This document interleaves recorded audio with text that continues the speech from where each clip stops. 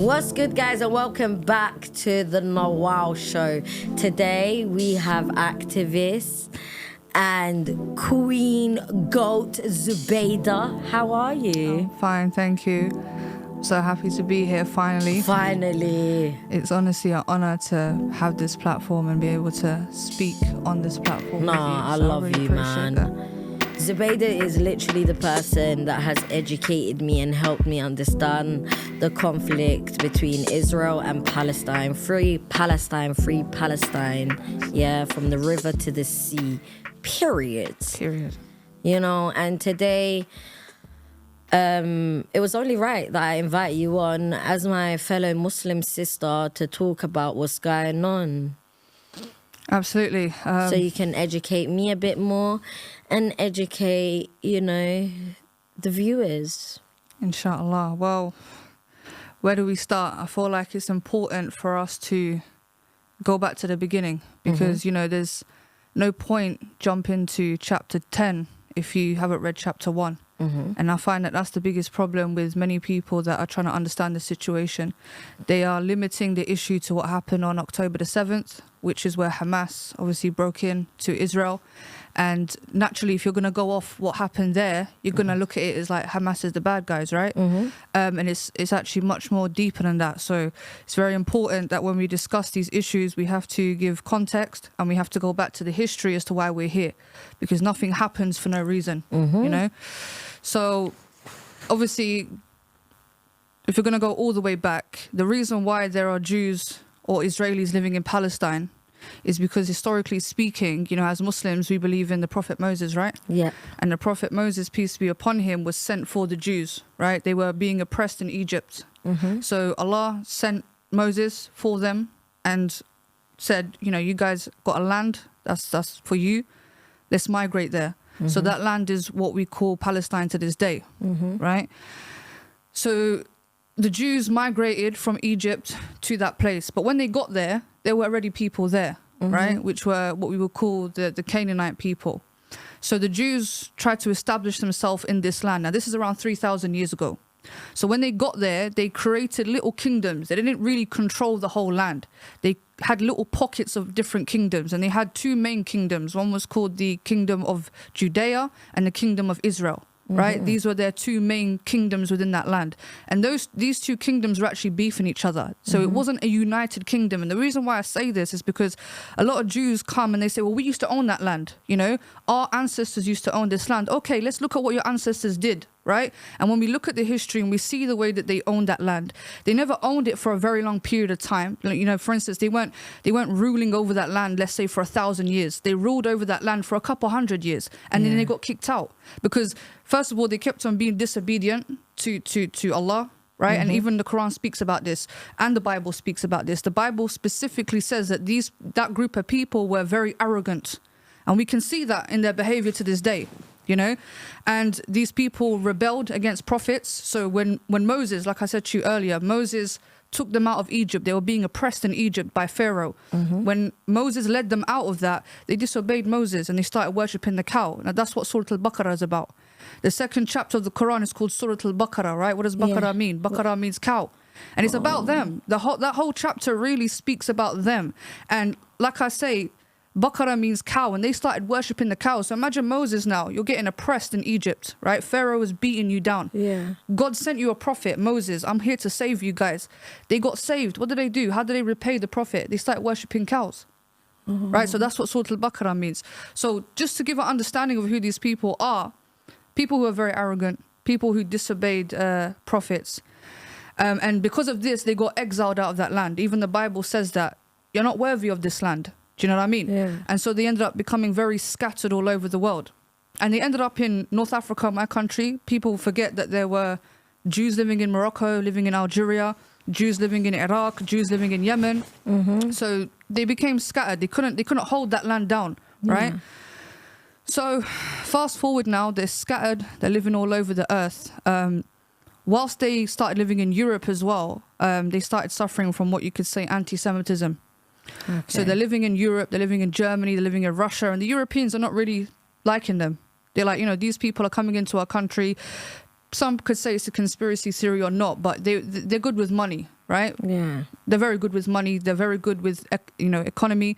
So, they were, you could say, so to speak, infiltrating the economy, and they were working in their best own interests, right? So, for instance, in Islam, riba, which is interest, is haram, right? Yeah. That's why we can't do mortgages and stuff. For them, it's not. So that naturally is going to mess up the economy, Yeah. So what they would do is, if there's an economic crisis, their solution to it is like, we'll give you a loan, right? Yeah. And you have to pay me back that loan, but you have to pay me double the price. So the Europeans are looking at it like, who are these guys? They're coming in here, they're capitalizing off of our current economic crisis, and they're profiting from our economic crisis. So this sort of sparked off the anti-Semitism. So fast forward now, this is where we get to Zionism. I'm sure that you've heard of the term Zionism. Zionism. It's very important that we understand the difference between Zionist and the Jew, right? Because they're not necessarily the same thing. So these Jews, they're living in Europe, they're getting oppressed, they're being persecuted. So what did these Jews decide to do? They said, you know what? We can't live here in Europe anymore. We're being constant. Is this when Hitler? This is before Hitler. Okay. This is way before Hitler. So they're living in Europe, we're getting oppressed. You know the term ghetto? Yeah. The ghetto actually stems from Jewish people, by the way. Jews were the first people to live in ghettos. That's where the term comes from. They were living in very poor communities in Europe, right? So they're looking at it like this. We're in Europe, we're getting oppressed, we're living in the ghettos. A guy called Theodor Herzl said, I need to create an organization for Jews to protect us. And that's how Zionism comes in. So he created Zionism as a way to fight against anti-Semitism and to also create an ideology which promotes the state or national home for Jewish people. Yeah. So he's basically putting forward that we need to create a national home for Jewish people. We can't live in Europe because we're getting oppressed. They're even making the same argument about the Middle East. So we need to actually find a land of our own. Yeah. So basically they came to the conclusion that the best place for us is to go back to where we originally came from, where our ancestors came from, which is Palestine, right? So this idea essentially was just an idea. And by the way, Theodor Herzl was a Jewish guy, but he wasn't a religious Jewish guy. So people need to understand that you can be a Jew and an atheist at the same time, by the way. So you've got Jews who are ethnically Jewish, and then you've got religious Jews. So for instance, as a Muslim, I can't be a Muslim and an atheist at the same time, right? You're either a Muslim or you're not. But according to Judaism, I could be a Jew but be an atheist, because for them being a Jew is not just a religion, it's also an ethnicity. Right? So Theodor Herzl himself was an atheist Jew, right? He didn't believe in God. So he was basically saying that Jews, whether you're ethnically Jewish or whether you're religiously Jewish, we are entitled to our own homeland. And they wanted to take back Israel as their own homeland, right? We can't live in Europe, we can't live in the Middle East. So therefore, the best place for us to go back to is where our original ancestors came back to. Now, this argument, again, cannot be substantiated, because who's to say that you are the original people that were there? Because most of them are European people, so even that argument is very flawed. Nonetheless, this was the idea. This started in 1917, way before Hitler. So eventually they put their argument to the British government, and they said, look, we want this homeland, can you help us? Essentially. And you got deep it, right? Imagine, for instance, me and you, we came to the British government and we said, you know what, I want to take a piece of China. Naturally speaking, that would be illegal, because who are we to take someone else's country, right? But the British didn't see it that way, because you have to understand, during this period of time, the British were colonizing other countries. Britain was actively in its colonial period. So the British are not really looking at it as like, this is a colonial thing. They're looking at it as this is a business transaction here, right? So we're willing to help you guys. So that's why a lot of us, when we say what's going on in Palestine, is colonialism, because you've got a bunch of European Jews essentially saying that we want to take over this Middle Eastern land, and the British are actively helping them. So that's illegal in itself. Do you understand?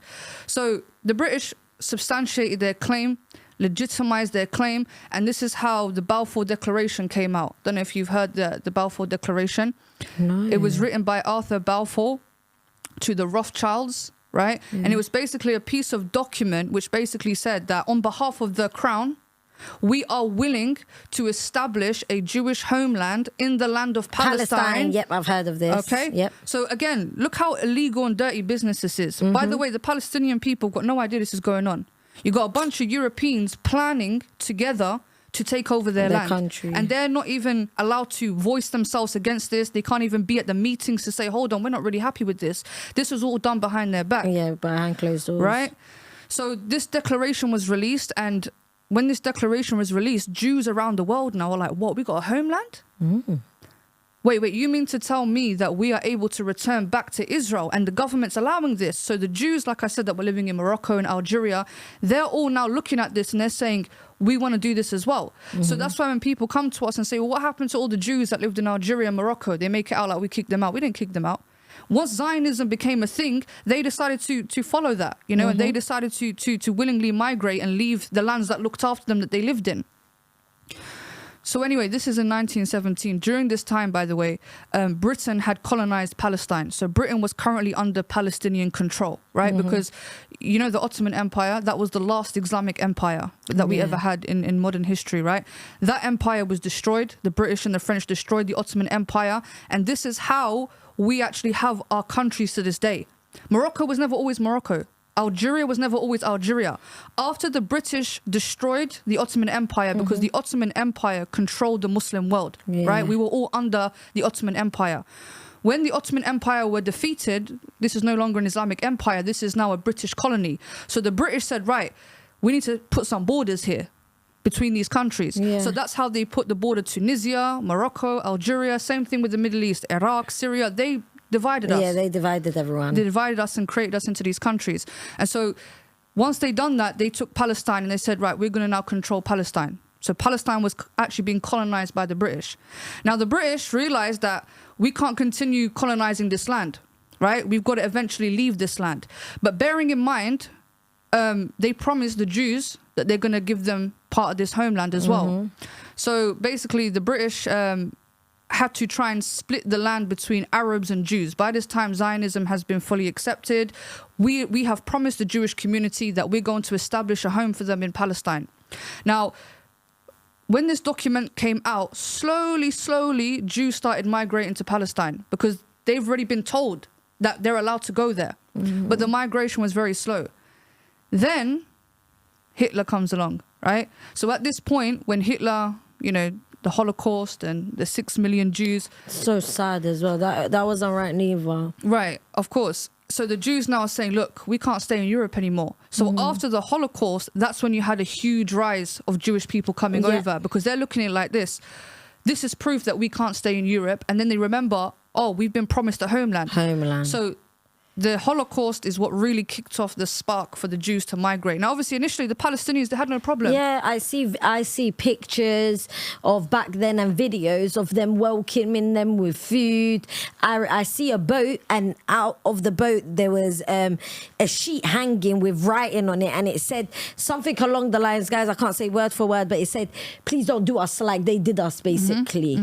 And they welcomed them in with open arms. Absolutely. And the thing is, the relationship between Muslims and Jews historically has always been good for the most part, you know? Like we come from the same father, Abraham, Prophet Abraham. Abraham had 2 sons, Israel and Ishmael, right? Israel and Ishmael. Ishmael is the father of the Arabs, and Israel is the father of the Jews. But we come from the same father, Abraham, okay? So this is important to understand, because people think that, you know, we have this animosity. We come from the same father. You know, Prophet... Hence why Arabs can't be anti-Semitic, because you guys are Semitic. Absolutely. You know, we are Semitic people. Even the Prophet Muhammad, peace be upon him, during his era, he made peace treaties with Jews, right? When the Prophet migrated to Medina, there were Jews and Christians there already. And he didn't shun them. He didn't say, you guys got to leave. He said, we're going to put you into our system. And ironically, it was the Jews that broke the peace treaty, but that's a different story. So like you say, when the Jews came in after what happened in the Holocaust, the Palestinians, naturally, they welcomed them with open arms. But at the same time, they were still concerned, because now they're starting to pick up on the Zionist thing. So they're looking like this. Cool, you can come, we can look after you, no problem. But what's your true intentions here? Because I'm hearing that you guys are also trying to take over the land as well. So how are we going to work this out? We'll welcome you in. We understand you guys are being persecuted, but there is also another idea, which is where you guys want to essentially establish your own state here. So we're going to have to work around that. So once the Jews started coming into Palestine, this is where the British now, like I said, they're leaving.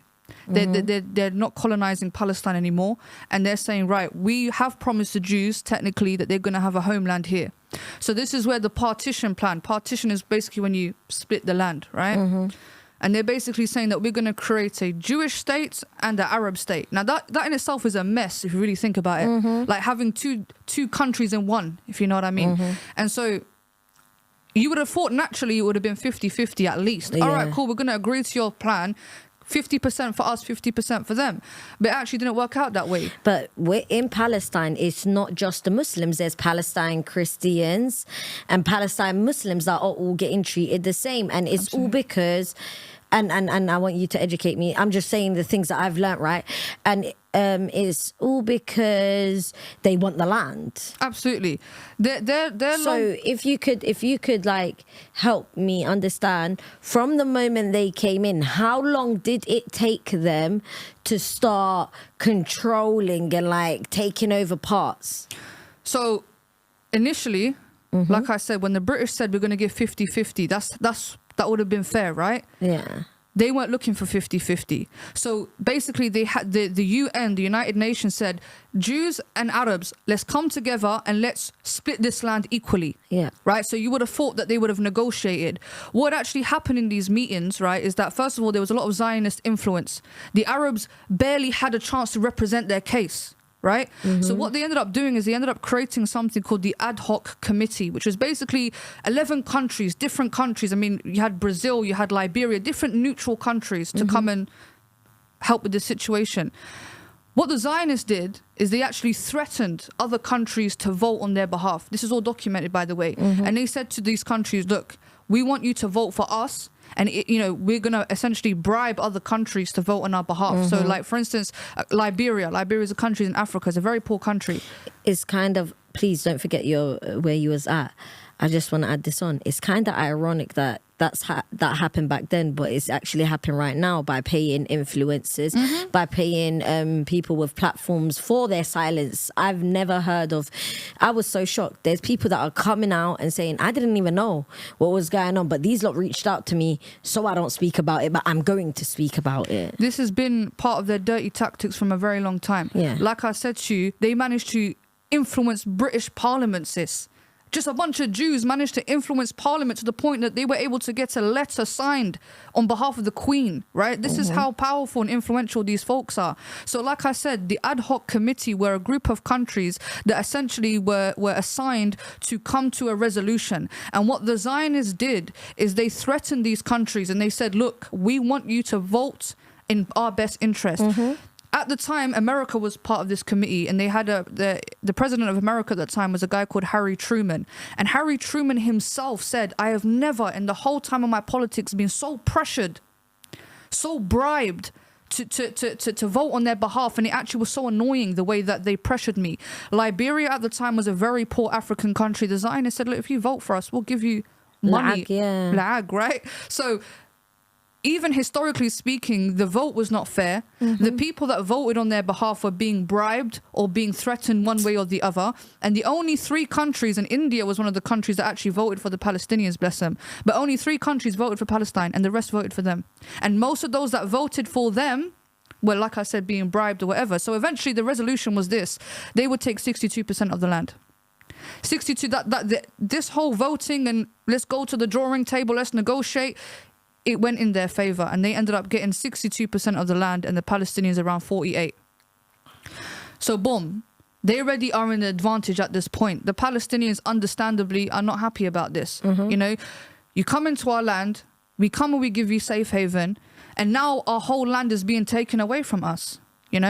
So slowly what they started to do is they started to expand upon these borders, right? So if you look at Palestine in its originality, where it was 100% Palestine, it slowly started to become and it's 80, like this little bit, little bit, right? So they started taking over these lands and they started expanding. They started basically, because when in your previous podcast when you were speaking about how the Somalis would make adverts to get the kids to come, they were doing the same thing. The Israelis were putting out adverts, newspapers, encouraging Jews around the world to come and migrate to Palestine, right? And people started to migrate and they started to build settlements. So they would build communities in these areas. And whilst the Palestinians were basically living in very, very harsh circumstances. And there's something called the Nakba, which is where the Israelis ethnically cleansed 700,000 Palestinians, forcibly kicked them out their homes. Yeah, and that's when they, like, I've seen videos like that. You know what's mad? Like, this morning I was crying about a video where I see an old man here and a Palestinian reporter going to go visit his home. And they forbade him, said, yeah, it used to be his home. It's our home. They gave it to us. So what they did was they would go around evicting people by literally making people move in. Absolutely. And that's why it's very important to understand this as colonialism. This is how colonialism works. When the British and the Americans went to Africa and they went to India, this is exactly what they did. That's why it's very important to say the occupation instead of actually the fact that it's a country, because it's really not. Like, you have wiped people out, moved into their homes. And if you could please educate us on that as well. Like, you know, I know it started 78 years ago, am I right? Well, yeah, 1948 really is when they started to move in and create their own settlements. But 1917 is where the idea of Zionism started, like I said. So at this point, these Israeli Jewish migrants are moving in and they're establishing these settlements, they're making these communities. And the Palestinians, again, are very disenfranchised. What is going on here? You know, nobody's representing their cause. They're being continuously undermined and dismissed. And so fast forward in 1960s, the Arab countries declared war on Israel. Right? The Arab countries, Egypt, Syria, Lebanon, they're like, what? Are you not doing this to our brothers and sisters? Right, we're going to go to war with you guys then.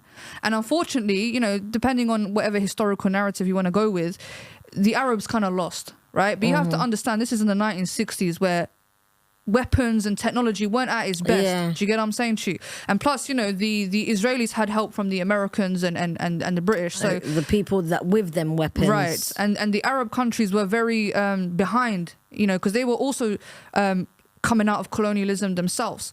So after this war, 1967, because the Israelis won, what did? They decided to punish the Palestinians and take more of their land, right? Because technically Gaza was being controlled by Egyptians and the West Bank was being controlled by Jordan. But because Israel beat Egypt and beat Jordan, they said, well, you can't control the Gaza no more. Jordan can't control West Bank. It's now under our control. And they basically took more of that land, right? I don't know if you've seen the map of Gaza. Yeah, I've seen it. It went full and then it's like literally... It's a tiny, you know, it could be maybe size of, I don't know, Manchester and a little bit more. And 2.2 million people living in there, right? It's a very, very small land. You know, it's very densely populated. I found out that there's only 16 million Palestinians. Is that right? Or am I... From what I know, there's 2.2 million in Gaza. And I'm not sure exactly how many in West Bank currently, but... most of them have been exiled. Most of them have been kicked out anyway. So whatever is left is... No, I'm saying about, like, in general, the Palestinian people are... Because you know, like, ever since this has been going on, I've been trying to actively, like, educate myself. And I actually felt so bad when I heard this. Apparently... all of the Palestinian, roughly estimating and not including the deaths that has happened ever since the 7th, there's only 16 million, which shocks me because that is such a small number. Well, I mean, from 2008, 150,000 Palestinians, innocent civilians alone, have been unalived by Israel. And you know, Allah subhanahu wa ta'ala grant them and unite them the highest ranks in heaven. Ameen. You know? Ameen. So, you know, like I say, 1967, the Arabs technically lost. And so the Israelis decided to punish the Palestinians even more and take more of their land, right? And there's been constant struggles. Again, you know, Palestinians don't have the same rights as their other counterparts. Their electricity, their gas is completely controlled by Israel. That's why, again, it's called an occupation, like you say. It's very hard for them to create an economy, especially in Gaza, by the way, because when you want to create an economy, you want to trade with your next door neighbors, right? The next door neighbor to Gaza is Egypt. They can't even trade with them because there's a border which is basically shut off, right? So they can't trade to this side. They can't trade to their rights because Israel is their next door neighbor. Israel don't want to buy any goods from them. So what else do they have left? Gaza has a beach. Maybe they can do fishing. But they're not allowed to fish more than 3 miles from the coast. And if you want to catch fish, you're going to have to go further than that.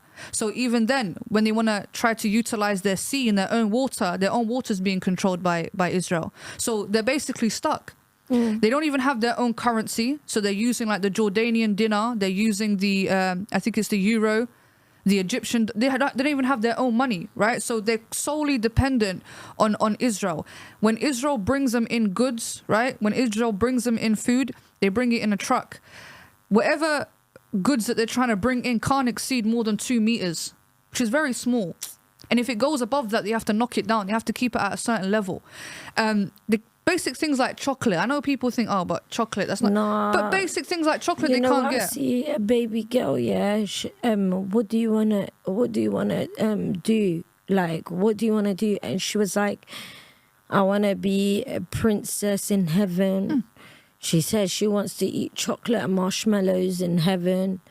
And it's like for little kids of today, like another child, he was asked, what do you want to be when you grow up? He said, we don't grow up in Palestine. No. You know what I mean? And inna lillahi wa inna it's ilayhi like raji'un. they're destined, you know, they're set up to fail. When you grow up in a that's why we call it open prison, they can't get out of there. It's very hard for them to leave that Gaza Strip. You understand what I'm saying to you? They know that they're growing up in this and this is their destiny, you know? So that's why for them, when people want to talk about, you know, why these guys willingly, you know, Hamas, because if you've already been told that you're never going to leave this place, you're always, so what's the point of living? What's the point of life? You know what I mean?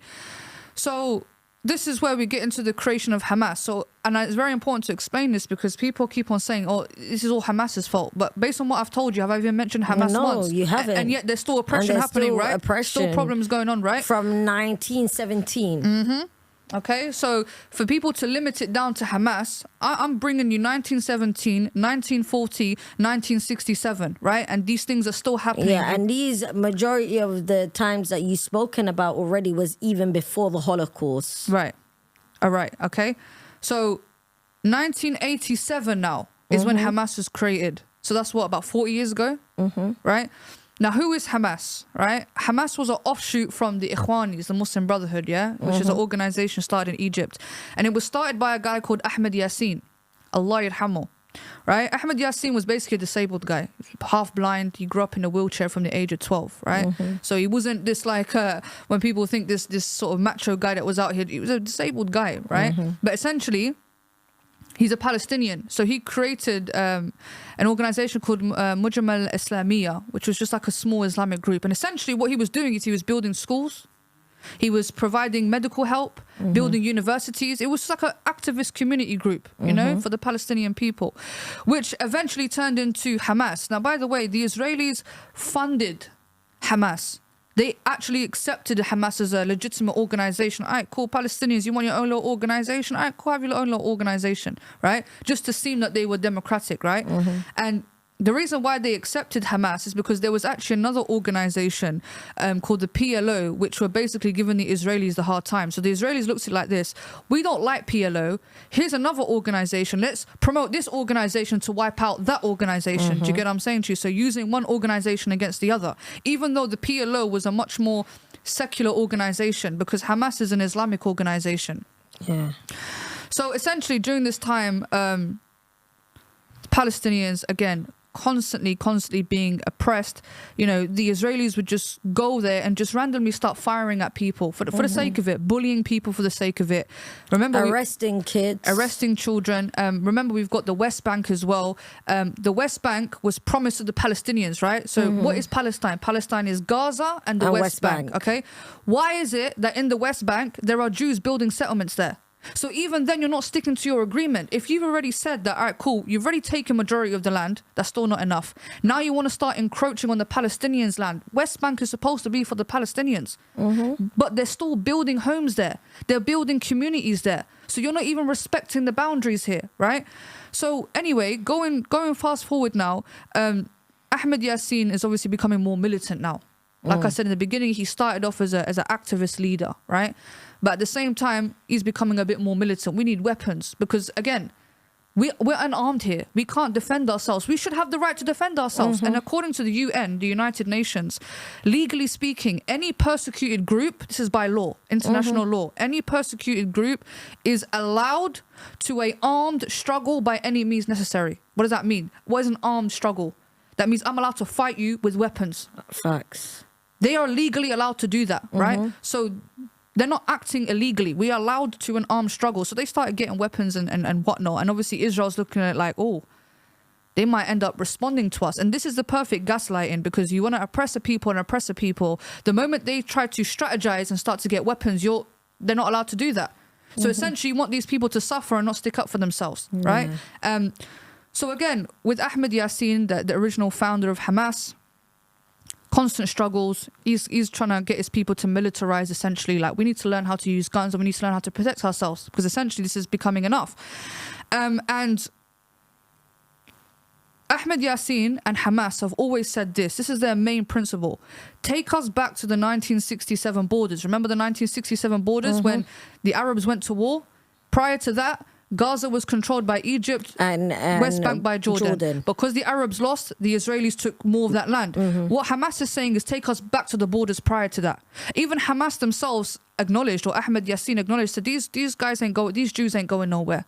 No matter how hard we try to fight them, they're not going to go. So we acknowledge that you guys ain't going to leave. So at least take us back to the 1967 borders. And most Palestinians agreed to that. They said, you know what? We acknowledge that you guys are here. You're Jews. We're not asking to kick you out, right? But take us back to the 1967 borders. Once Ahmed Yassin said that, and I think that's a reasonable argument, right? He's not saying that he wants to take over the land. Take us back to the 1967 borders. Once he proposed that, you know what the Israelis did? After he was coming out of Fajr prayer, executed him and executed his bodyguards as well. So when they want to come and gaslight us and say, yeah, but we've offered you peace so many times and we've tried to be fair with you guys. But when you have Hamas, the one that you claim to be the problem, right? Yeah. Hamas themselves, the leader of Hamas, openly said, take us back to the 1967 borders. If you read Hamas's charter, right? Hamas's charter is basically their principles.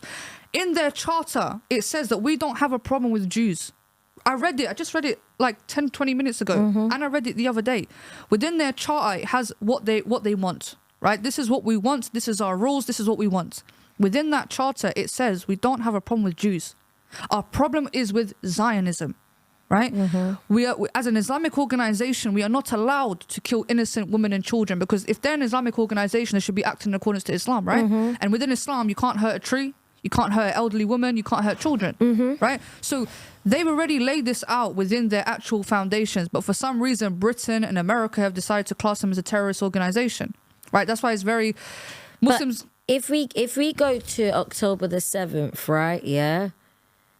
I watched a video, of a guy, a Jewish man from Israel, talking about how he believes Israel allowed Hamas in. Now, he believes that because apparently Israel the day before took all the weapons off of the IDF soldiers. No. What had happened is, all right? You can educate me. You know me, it all ties in together, right? So, and that's why I have to go through it historically so that we understand how, because it makes more sense now, right? The creation of Hamas and why does Hamas even exist in the first place, right? Facts. So obviously at this point they executed Ahmed Yassin, the leader of Hamas, and Hamas are becoming more and more militant now. They're like, we can't even defend ourselves. Our leader who's representing us gets brutally murdered as he's coming out of prayer. You guys are evil, you know, and we're trying to reason with you. Even though the Palestinians shouldn't reason with them as far as I'm concerned. But even the leader of this so-called terrorist group is saying, we're not trying to kick you out, just give us this much land, right? Fast forward now, this is where Hamas becomes more militant. And this is why they're calling them a terrorist group, because they're becoming dark now, right? There was a guy called Baruch Goldstein, an American, an extreme Zionist, right? He went to Palestine. He went to a place called Hebron, and he massacred 29 Muslims who were praying in a mosque during Ramadan, right? There were 800 Muslims in that mosque. He went in there, fired. He was willingly, it's a terrorist attack, right? Killed 29 Muslims, injured about 100 more people. And mashallah, the Palestinians beat him to death, right? The ones that survived. Yeah. After that, the Jews made a massive funeral for this guy. This guy's a terrorist. They had a big funeral for him. About 100,000 people turned up to his funeral, right? They danced. They even classed him as a hero. A rabbi said... A hero for going into a masjid and unaliving people, civilians. National hero for the Jews. You know, I'll give you 2 quotes from a rabbi. One rabbi, this is a religious leader, said that 1 million Arabs is not worth 1 fingernail of this guy. Yeah. Trying to say that his fingernail, this terrorist fingernail, is much worthy than 1 million Arabs. 1 million Arabs. And another rabbi said, you will never find somebody more holier than this guy. This is a terrorist. So what happened is the Palestinians said, you got to kick out all of the Jewish people that live in Hebron, the settlers, in order for us to forgive what's happened. Yeah. The prime minister of that time didn't say that. He didn't agree to it. So the Palestinians protested and they rioted. Like, what's going on here? What the Israelis did is they unalived those protesters, right? So imagine on the Palestinians, you've got a terrorist that's come here. He's gone and killed our people. Then you guys had a celebration for this guy. You've got rabbis praising this guy, right? Praising a terrorist. So the Palestinians said, no, we got to march. We're going to go out and we're going to protest against this. And Bardo, they get killed as well. So this is what Hamas is like, nah. Hamas basically said that the IDF or the Israeli government can't differentiate between a civilian and a terrorist. So we're not going to do the same either. Because those people that were protesting, they were civilians. They were protesting after their people got unalived. And you lot shot them. All right, so we're going to play by your rules now. If your rule is we don't care who's a civilian, who's not, then we're going to also do it that way. Right? I'm not agreeing with that because we shouldn't stoop down to their level. But again, put yourself in their shoes. We're trying to be as diplomatic as possible. We're trying to do the right thing, but you guys don't want to do the right thing. You know? So they're only from what I'm being educated about and I'm listening, it seems as though to me like the only way they'll be happy is if every Palestinian is unalived. Absolutely. That is the long-term goal, right? So fast forward now, right? Because I want to get to the crux of the matter. All these things are happening, right? In the 1990s, the leader of the Palestinians and the prime minister of Israel came to a deal, and it was called the Oslo Accords, right? This is in 1993, I think. And for the first time in history, I think the Palestinians, or most of the Palestinians and most of the Israelis, found some level of peace, right? So the Oslo Accords was like an agreement which kind of satisfied the Palestinians' needs and the Israelis' needs to a certain extent. It wasn't perfect, but it was the first time in history where Palestinian leadership and Israeli leadership shook hands and tried to come to some sort of agreement, right? I even spoke to somebody from Palestine who said that when they saw that on TV, he felt happy for the first time, like finally we're coming to some peace. Yeah. Who ruined it? The prime minister of Israel got assassinated by his own people.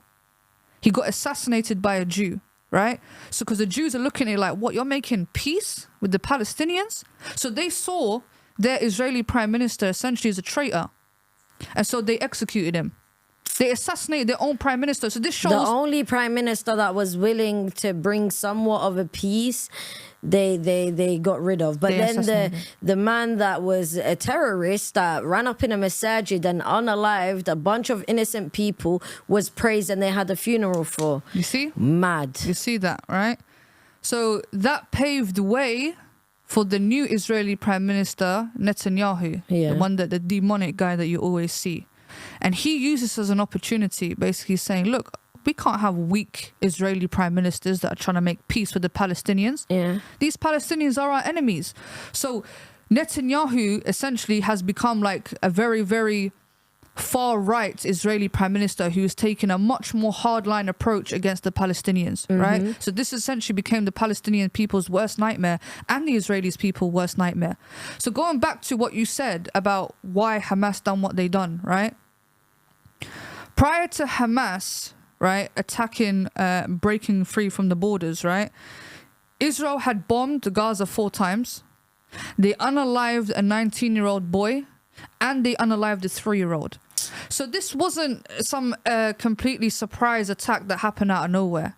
It can never be that, because you are actively, illegally occupying a land that's not yours. So you have to be aware that you're going to be attacked. It's just a logical thing. If I come into your house and I kick you out your house, I'm always going to have to bear in mind that Nawal might sneak up on me one day. And the fact that they can't recognize that is such a form of delusion.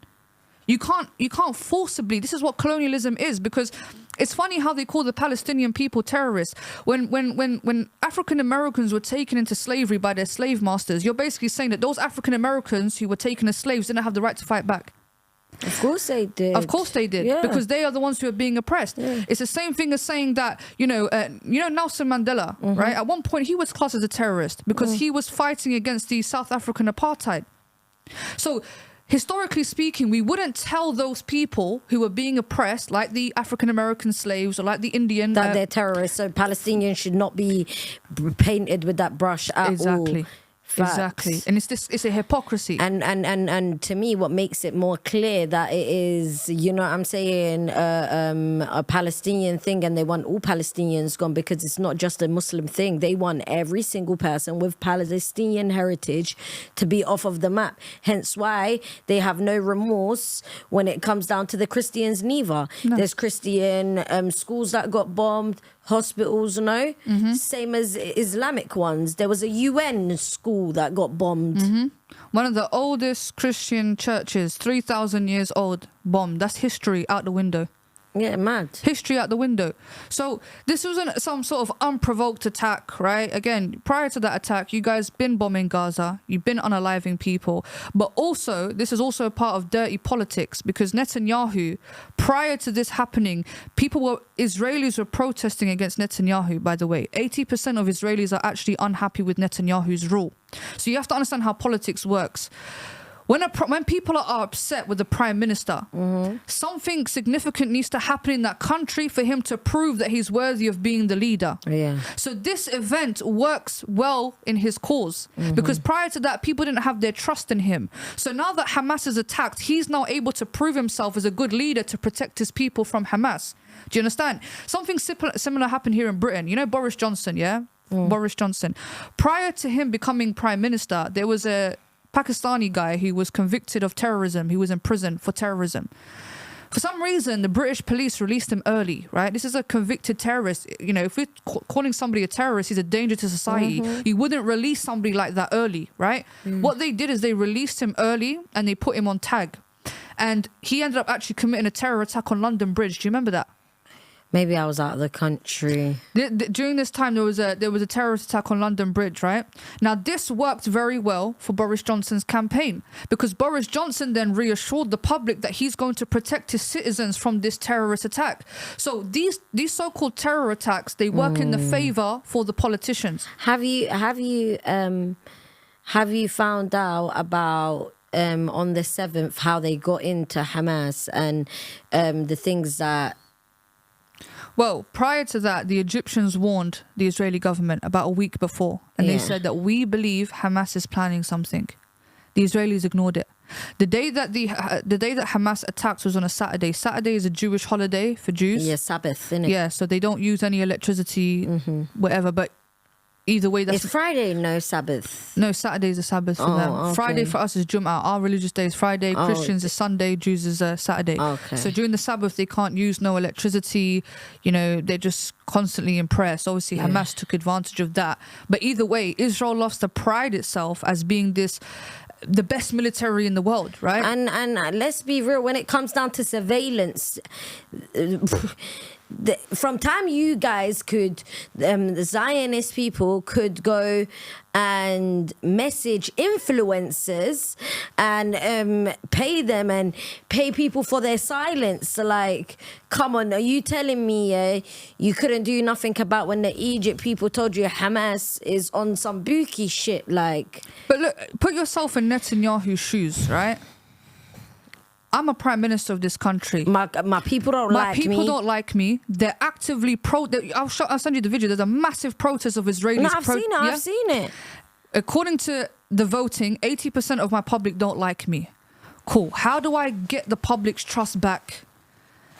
I'm going to ignore this Hamas threat, so that when it does happen, I can prove myself to be their hero. Yeah. I'm going to save you, Israelis. And Israelis are unconsciously going to have to put their trust in Netanyahu and going to have to unconsciously, depend on him to save them from Hamas. So this works for him, right? Because again, Israel loves to pride itself as the best military, the Iron Dome and the IDF and Mossad. We're like the highest intelligence, but Hamas outsmarted you? Yeah. Hamas outsmarted you. And I see a video of the day Hamas was attacking, right? And there was 2 girls, and Hamas is attacking, and they can see 2 girls, and they're no, Elmi, can you edit that out? I'm bugging. Sorry. Yeah, go on. Yeah, so for me, I see this as something that is benefiting Netanyahu.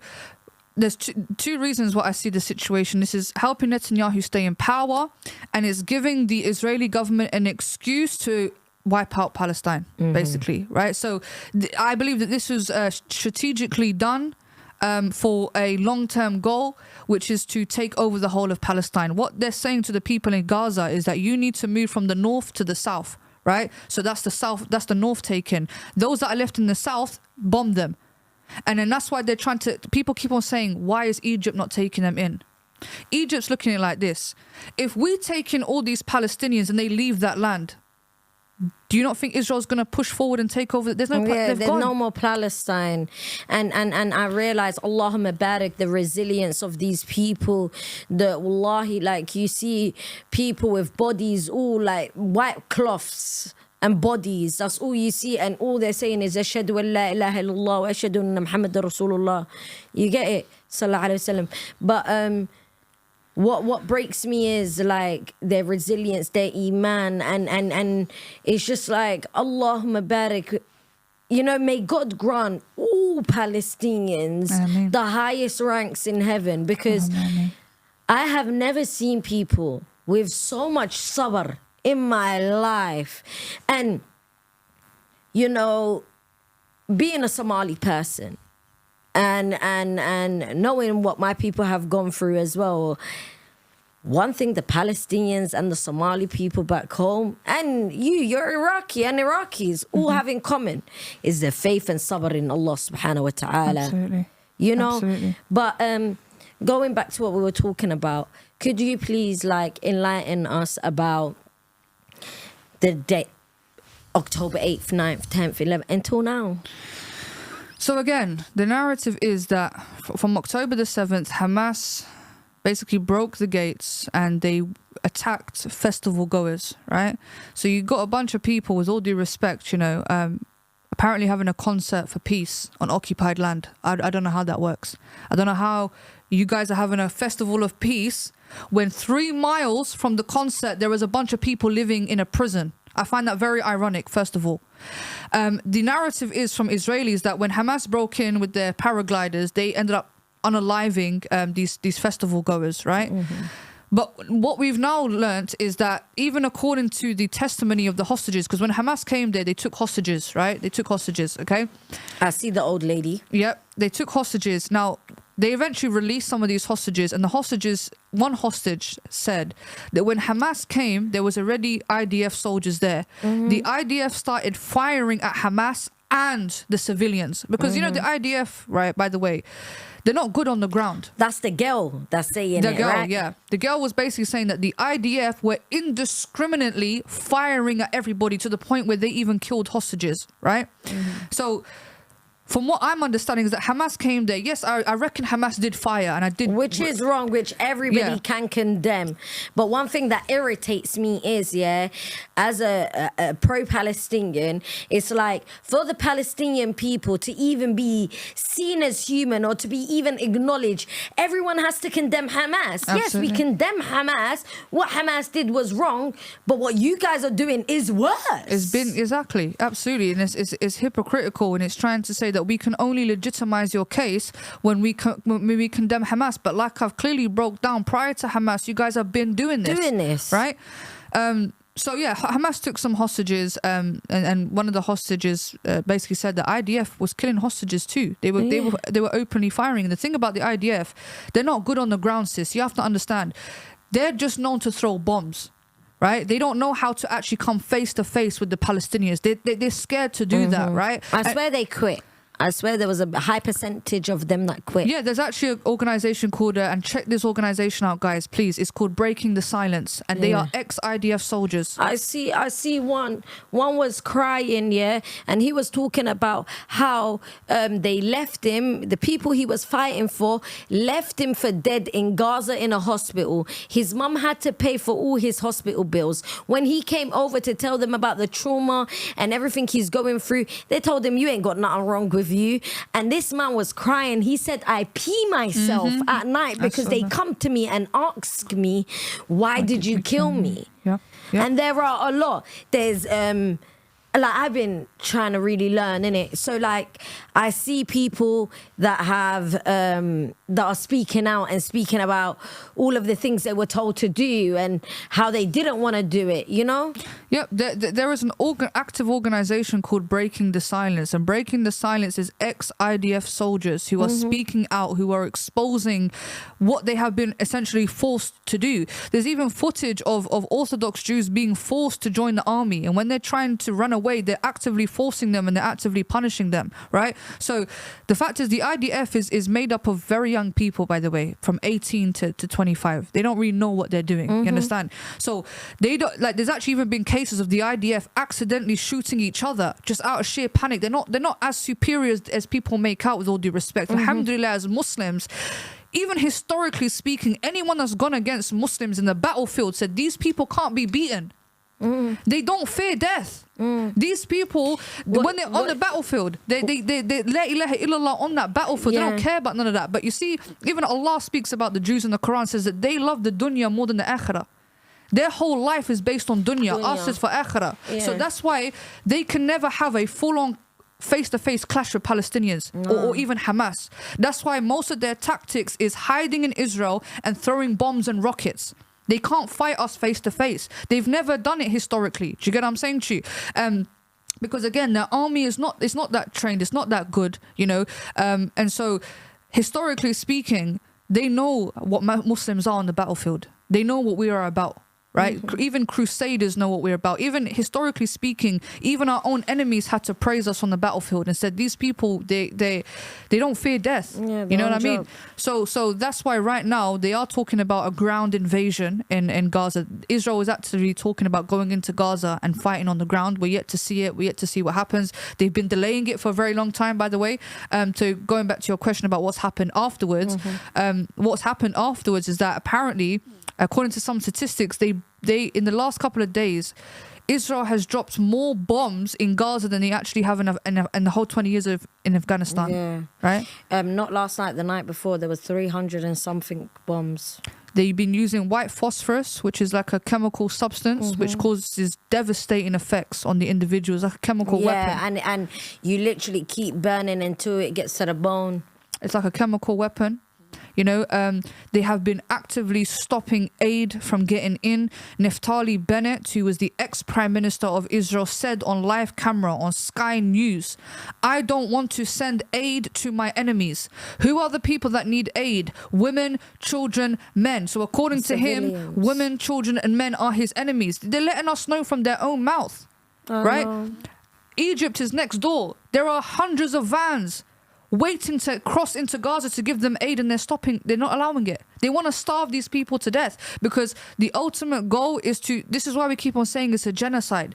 People think a genocide is just a mass killing. You know, a genocide could be slowly starving somebody because the end goal of genocide is to wipe out a group of people. You can wipe them out in different ways. Stop giving them medication. Eventually they're all going to die. Stop giving them food. Eventually they're going to die. So people want to define a genocide based... No water, no electric, no food. And then they allow 20 vans to come in to help them, and we're talking about 2 million people, right? So how do you accept that? I heard that the conditions are so bad there, like no sanitary towels, no nappies, no nothing. There's bodies stuck under rubble, right? Is that the word? Yeah, under it, and like the smell of death has taken over. Like, absolutely. You know, you got to imagine, I saw a video the other day, right, of a surgeon operating on a child without... with Quran.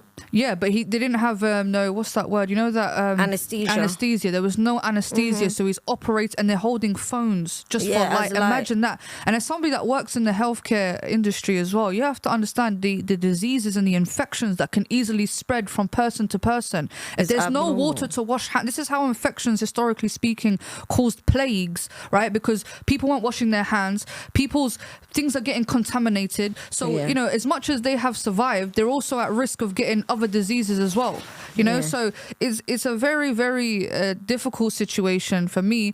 What I find absolutely disgraceful is how the international leaders are not condemning Israel. They've never done anyway, because really and truly Muslim blood is cheap. People have become so desensitized to seeing Muslims and brown people dying that they don't care. But this is the thing though, right? People want it to believe it's just Muslims. Yes, the minority are Christians, but there's also Christian people. People really need to look at it as a genocide and see the fact that, like, they are against Palestinians even having a pulse. And my thing is, right, we as Bini Adams, today, this is just a dunya. There's akhirah. You feel what I'm saying? You see our brothers and sisters, they sit there, they read their shahada, they have so much sabr. You know what annoys me as well, the way they arrest little kids. Like, I felt like I was losing my mind, babe. Like, absolutely losing it, because I see a little girl begging for her little brother to be let go. Her brother's 10 years old. 10 years old. Like, what do you lot get out of it? Because you have to understand, sis, right? For somebody to do that... Is this going to be another Iraq situation? You're going to do all of this and then a couple years down the line, you lot are going to be like, we did wrong, they lied to us and act like victims. You man ain't victims. These people, with all due respect, they are the helpers of Shaitan himself. And I'll tell you why. Because you have to understand the level of indoctrination that Israelis have had to go through to get to this inhumane level. For you to treat children in such an inhumane way, you yourself have become so deprived of morality and right and wrong. How do you get to such a level as a human being that you become so deprived of compassion and empathy? Because they have been, from a young age, sis, in their schools, they have been taught to hate Arabs, to hate Muslims. From a religious perspective, you have to understand, when you have been told, or there is a narrative that God has chosen us, we are the chosen people, naturally speaking, you are going to feel like you are superior. Jews believe that they are the chosen people of God, right? Even the Quran says at one point Allah did choose them, but Allah basically cursed them for their disobedience. But in their head, they are convinced and they are, 100% set on the fact that they are a chosen people and everybody else is naturally going to be less than them. So when you walk around with such a mindset that you are the chosen one, that Arab people are bad, that Muslims are bad, anything is justifiable in their eyes because they believe that they are doing God's work. No, I hear you.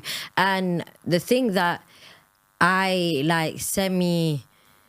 raise my eyebrows to is like Rishi Sunak, Joe Biden, all of these people. Like, if you look at it, Ben Shapiro literally come out there and was like, wipe them all clean. They admitted it. You get what I'm saying? I'm not going to lie to you. I was anti-Piers Morgan for a minute, but I feel like Piers Morgan is inviting people on that are pro-Palestinian and allowing himself to look like an idiot because he's too scared, I feel like, to say what's really going on. So he rather like be read. And you have to understand, in terms of Rishi Sunak, Biden, right? Most prime ministers or presidents of the USA and UK have been pro-Israeli from the get. Why? Because Israel and the West are they have a partnership. You have to understand. Look at where Israel is in terms of the Middle East. I'm going to show a map, right, to you afterwards, right? North Africa is here. Algeria, Morocco, Tunisia. Bam, you've got Israel. On the other side of Israel, Jordan, Iraq. Israel is actively blocking North African Muslims or African Muslims in general to get to their brothers and sisters, because they are in the middle. And who does this serve? This serves the Americans, because remember, the Americans have had interest in the Middle East through their oil. And us as African Muslims couldn't have done anything to get to them because we've got this illegal occupation stuck in the middle. That's why people say that Israel is the 51st state of America, because Israel serves America's interests. You know, the Iraqi invasion, you know who actively encouraged that? Americans? No, Israel. Israel as well. Israel actively sat there and convinced, the Americans to invade Iraq. Why? Because you see, Israel is surrounded by Muslim countries, and this is what annoys me, and people think about this all the time. How can Israel been able to get away with so much when it's surrounded? But this is when I get angry. Like, as a Muslim, I am angry about the Muslim and the Arab nation. Dubai, Saudi, all of these countries that are rich, like, I don't understand how you can sit there and cater to ajanibs more than your own brothers and sisters. Absolutely. Like, it makes no sense. And, you know, I know a lot of us, like, there was 300,000 people that was marching in London, you know, and all over the world, there's so many thousands, hundreds of thousands of people that are, you know, pro-Palestine and can see what's happening for what it is. And what proves it as well, if you go on every social media platform and you write, I stand with Israel, and you compare the numbers to hashtag Free Palestine, it is nowhere in comparison. Absolutely. So my thing is, right, I'm heavy on the boycotting McDonald's, boycott, what you call it, Starbucks, Chanel, Starbucks, all of these places, you know, and it works because let me show you. Last night, I tried to boycott Disney by getting rid of my subscription. It's not allowing me. It is not allowing me to even touch the button. You get what I'm saying? McDonald's is giving every Friday free fries. Yeah. And their stocks have gone down as well. And their stocks, no, we can see it actively. If you Google all of their stocks, you can see how much has it's gone down. Absolutely. What I believe the best way that us who are not directly there, right, the best thing that we can do is the information war. And information. Of course, the dua, yes, you're right, 100%. Do not stop with your du'ats. Pray to Allah, tahajjud, beg Allah, right? Spend at least half an hour on that salah. You know what I'm saying to you? Cry with all your might. You understand what I'm saying to you? And the information war. We are actively winning that information war. We're beating them. We're battering them from the information war. You know, they have the audacity to come out with this 40 babies things. Where's the evidence? I can show you right now beheaded Palestinian children. I'm sure that you've seen it. I've seen it. Palestinian children beheaded. Palestinian children being massacred. I have not seen one footage of this 40 babies. And the other thing that while I was doing like my research and that, I came across something, and it was all the names of like that Israel has put out about the people that have been unalived of theirs. Tell me why there's no baby names. And most but of the first thing that they wanted to say, the first thing that every pro-Zionist person, because I don't want to say pro-Jew, because going on these marches, there's been Jews that are against it. Even in Tel Aviv, not too long ago, there was even a protest where they're against the guy. You know, what you call it, the people that have been captive and by Hamas and let go. The woman turned around, the old lady, to shake the hand of the Hamas person. What you call it, when the girl you're talking about that was interviewed, when she was interviewed, she was asked twice, by IDF, by our people, was our people killed by our people? And she goes, absolutely, undoubtedly, that's what she said. It was them. Now the thing is, it's for us to because a lot of people are afraid. A lot of people are money hungry human beings that are afraid of even saying anything, because it's like, but just know, akhirah, Allah subhanahu wa ta'ala tells you to speak up for those that are oppressed. So if you sit around today and you ignore what's going on in the name of I need money, in the name of I want to be big, don't you want to be big in akhirah? Do you not want do you not count for something? Do you not have principles? Do you not have morals? Like, where does the line you have come? those cowards like DJ Khaled, who's a Palestinian himself, but he's like, you know, Floyd Mayweather, DJ Khaled, all these celebrities, Kylie, they're all prostitutes. Yeah, that's as simple as that. They're all prostitutes who are willing to be bought for a very small price, right? Just so that they can continue being prostitutes, right? If you can be bought so easily, then you stand for nothing. You are a prostitute. You're not even a high-end escort. You're a cheap prostitute that you get on the street corner. Facts. That's how cheap you are. Facts. You understand what I'm saying to you? Because like you say, and this situation has put a lot of things into perspective for myself. This life, we're not here forever. We're not here. What have you really got to lose? Right? Especially in terms of speaking the truth. You gain more from speaking the truth. I would rather lose everything for speaking the truth than have everything for speaking a lie. The exchange rate is not the same. So that's why I say to you as Muslims, right? Because you have to understand the way, like, the people that are scared to speak the truth is because they're scared of losing material things, as if these material things even mean anything. Allah subhanahu wa ta'ala is the only person that can give you irsaqat. People, I feel like they forget, everything is written. Right. You know, your thoughts, everything you do is written. You understand? Absolutely. So it's like, at the end of the day, these things don't mean nothing. Like I said, this materialism, this lifestyle that people are trying to live, it's all gonna go eventually. So it's sad that people's priority is focused on dunya, even knowing that eventually they're all gonna die, right? So that's why, you know, you got to do something that's long lasting, something that actually has purpose, has meaning. Because you see, us speaking now, in the future, they will refer back to us and what we said, right? So at least we have to leave something on this earth to give to the next generation. We have other people that are trying to corrupt the next generation. So ultimately, you got to pick a side, and the side is truth over lies. As simple as that. Facts. Pick a side. I really don't care anymore about people, you know. And again, it's when I mean put things into perspective, you know, I think we've all done this before. We looked up to these celebrities to a certain extent. To a certain extent, when we were young, gullible, like, and then to see them backtrack and betray us, that should teach you a lesson.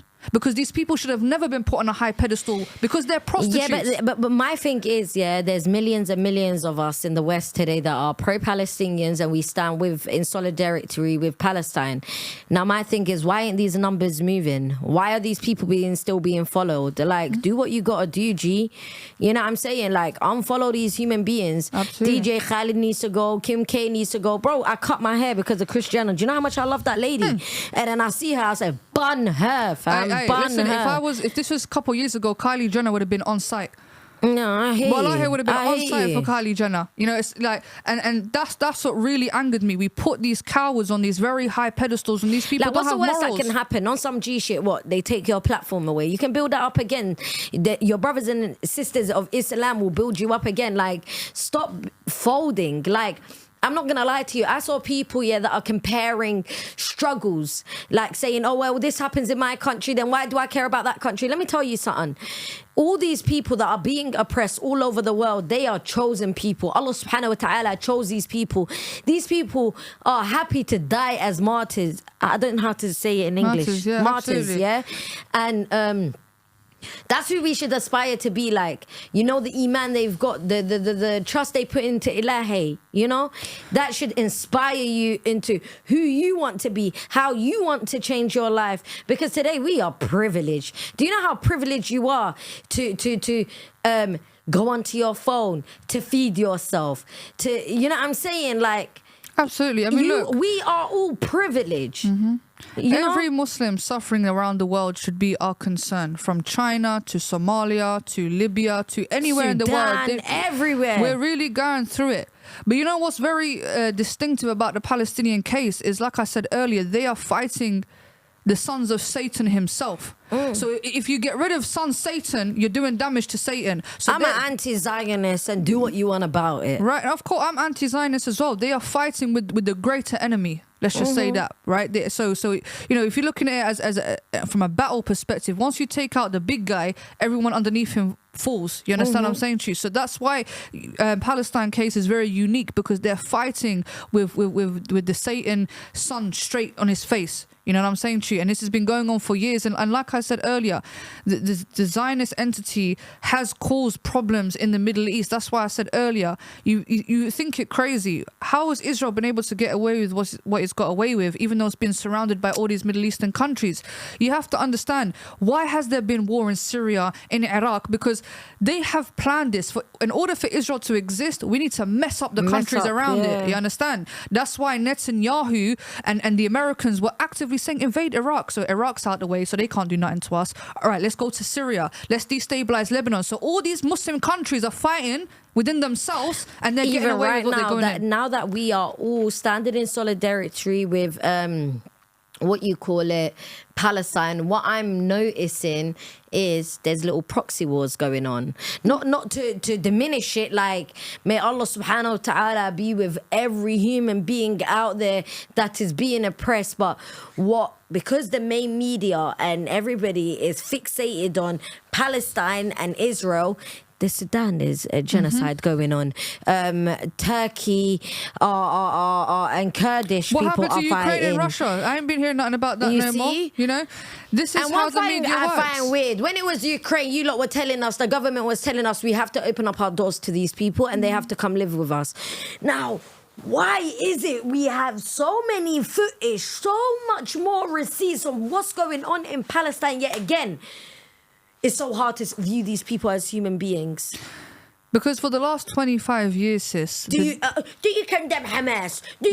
Every human being that is pro-Palestine, when having conversations, hence why I don't want to debate with pro-Israel and pro-Zionist people. I don't want to debate with you because I'm not going to bring my people and my platform to listen to your nonsense, you, for you to maybe, plant bad seeds in people's heads. At the end of the day, you have to condemn Hamas for you to even view Palestinians as human or to see what's going on. Is inhumane to me.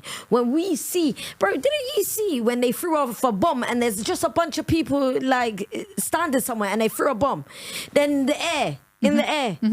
They've done it whilst they're praying in mosques, but kids that are in schools while they're praying in mosques, in hospitals. But that doesn't people's homes. That doesn't move the Western public. Why?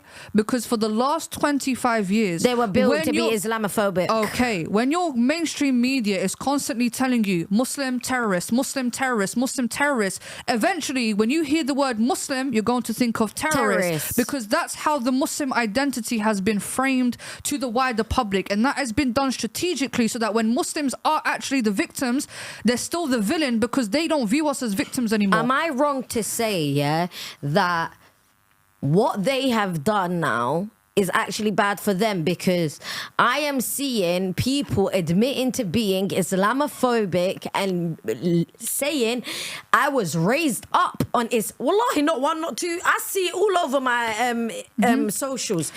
There's a lot of people that are saying, wow, I want to become Muslim. Wow. Like the people you hate the most, you're pushing towards the religion because they're seeing people that are being tortured, people that are being terrorized. Like, where's this faith come from? And they have faith and they're like, what is this beautiful faith? But this actually happened after 9/11. Something similar happened after 9/11. When 9/11 happened, they turned the whole world against Muslims, right? And did you know that the Quran actually became the highest selling book after that? Because people looked at it like, what? This is what Islam allows? let me go and read the Quran and actually see what the Quran has to say. And once they ended up reading it, a lot of them ended up converting. Soldiers who went to Iraq to illegally invade Iraq, some of them came back Muslims, right? So the same thing that's happening now. I've seen some beautiful content creators, especially African Americans from America, reading that Quran, and they're so impressed by the faith that these Palestinians have. They see a Palestinian man who's lost 5 members of his family saying Alhamdulillah, saying I'm not gonna cry, Alhamdulillah, we'll meet in Jannah. Whilst Western people are going through less and they got all these mental health problems, and you got these people who have lost their family and they're still saying Alhamdulillah. And they're like, rah, like this puts a lot of things into perspective. Who am I to complain? Fact. And so they start learning about this faith. So, Allah says, whilst they plan, Allah's the best of planners, right? So, people have become desensitized to Muslim oppression. It's the same thing that when the colonizers colonized Africa, they said that these people are savages. Yep. They said that these people are cannibals, so therefore they deserve whatever treatment happens to them. Yeah. It's the same thing with Muslims. These people are barbaric. These people believe in a barbaric religion, so therefore anything that happens to them is justified, right? And this...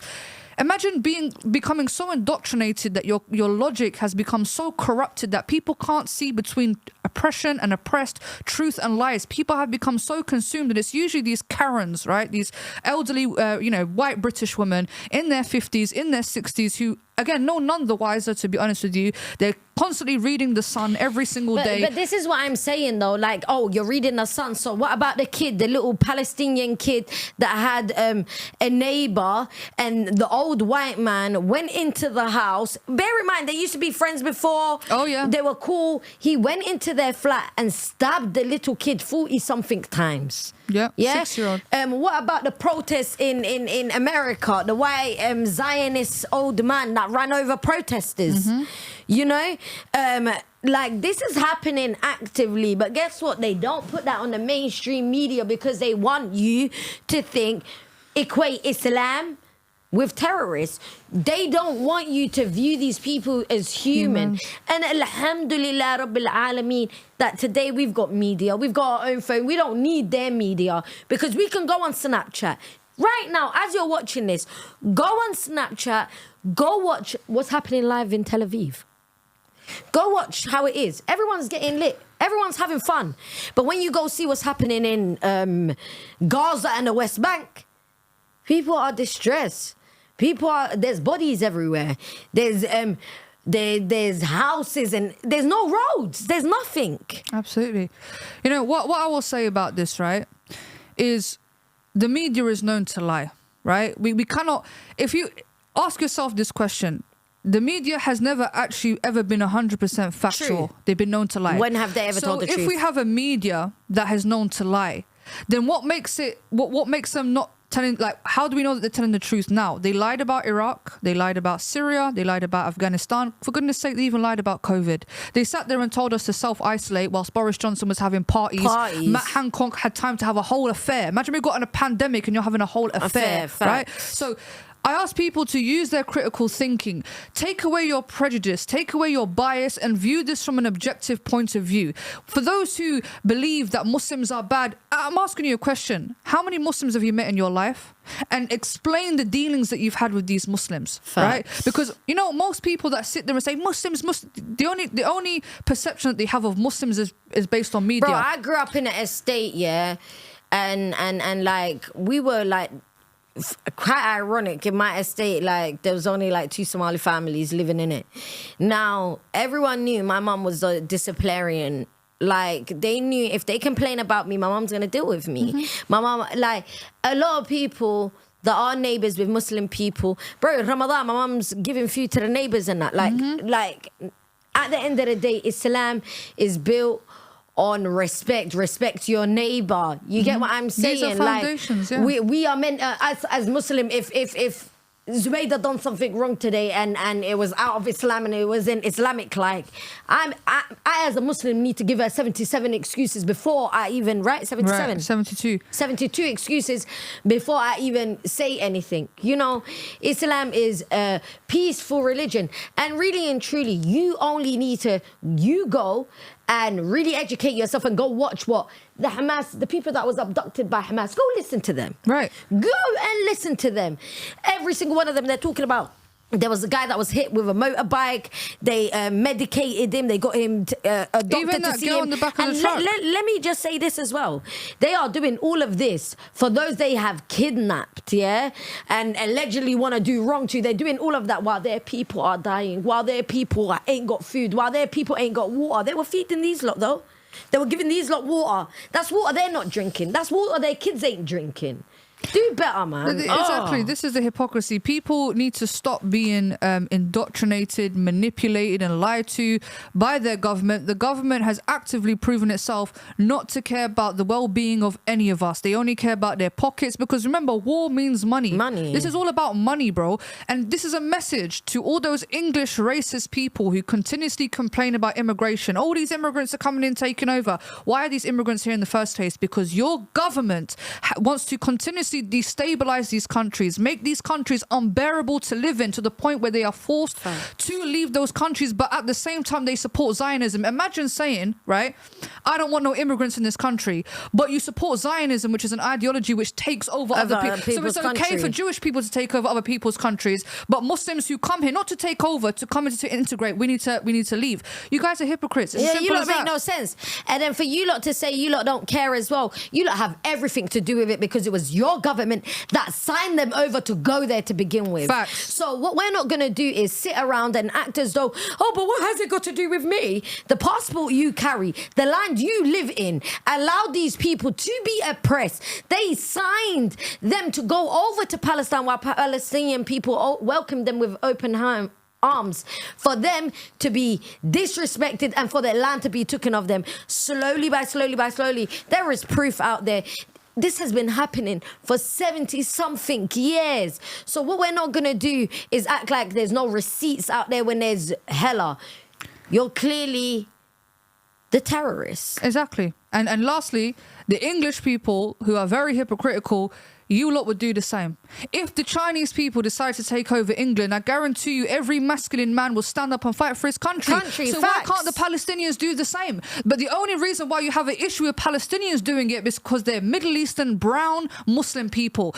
And it's simple as that. Because we have been othered by mainstream media. We are the other group. Because they can't identify with us because we're brown, because we're Middle Easterners. We're nothing but foreigners.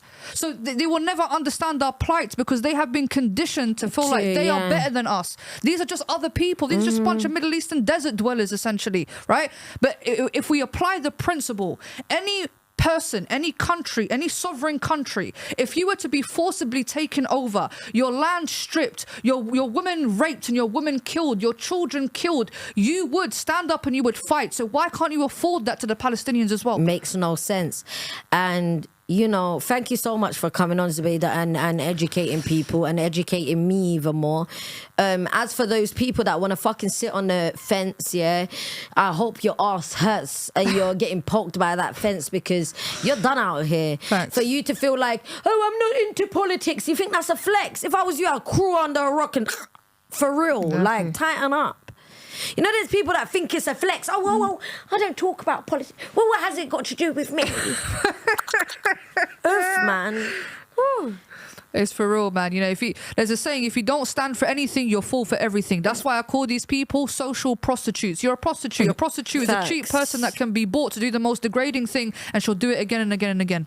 That's what you are. You lot are social prostitutes. Nah, facts. Thank you so much for coming on. Too, sis, man. Please, guys, like Zoubida said, please go and watch Breaking Your Silence. Breaking the Silence.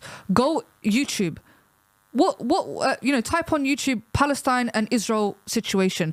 There's so much material out there. People, ex-IDF, Breaking the Silence. Please, guys, educate yourselves and don't let human beings compare struggles and all of this, because let me tell you something. Allah subhanahu wa ta'ala, you see these people, they're chosen to him. Wallahi, Allah subhanahu wa ta'ala knows these people are destined for greatness. So while you are there comparing, don't be collecting sins in it. Absolutely. Oppression is oppression, and it's very important to educate yourself because, like I said, the best way that we can help our Palestinian brothers and sisters is through the information war. I know a lot of people out there, mashallah, you lot can create good content. You got thousands of views. Use that ability to create content that showcases the information, that showcases the truth, because we are battering them in the information war. Facts. They are crying, sister. I'm telling you, in terms of the information that we're producing on TikTok, we're changing hearts. You see, every time I do a live stream, by the time I'm finished that live stream, I've had people DM me personally. I didn't know that, I've learned so much, People have even switched sides, right? Because they actively want us to be shaken back and on OnlyFans and beefing on the net so that we don't tell the truth. Stop all that for now. You can go back to your silliness later. Right now, we are at war to a certain extent, The Palestinian brothers and sisters are our brothers and sisters. Stop what you're doing. Forget the views. Forget the comedic stuff. Whatever you lot are doing, use your platforms for good things and spread the truth. Go and get that education. Go and get that information. The internet is free, bro. You can watch documentaries. You can even download free books. Go and educate yourself about this information and go and record it and go and put it out on TikTok instead of doing foolish stuff right now, especially if you call yourself a Muslim. And I've seen Muslims this day and age call themselves a Muslim and hide. They're too scared to speak out. If you are a Muslim, it is more important. It is more, as a Muslim, it is more important for you to stand up and speak, right? Forget all the beefs, forget anything else. Right now is not the time for that. Use your platforms wisely, speak the truth, and be a voice for your Palestinian brothers and sisters. Facts. I had to snap that. I love you, Zoubida. Thank you so much. You've educated me a lot, and I bet the viewers are going to feel like they're very educated as well. Like Zoubida said, let's not forget the course. It's not like 1 week, 2 week, 3 week. No, this is until Palestine is free. This is until the Western media understands that we are all standing in solidarity with Palestinians, and we will not fold. Like, you people that are taking money, I really want you to sit down and ask yourselves, is this worth my akhirah? Is this bit of money that I may spend for the next year or two, is it worth, my akhirah? No. Thank you so much, Thank you so much, Noel. Really appreciate it. Take care, guys. Make sure you lot like, comment, and subscribe. Make sure you are following Zoubida. I'll be putting all her social media outlets at the bottom, her YouTube, Instagram, TikTok. Yeah, make sure you lot are following her. Allahumma barik. Thank you, Noel. I really appreciate Bye-bye, guys. That.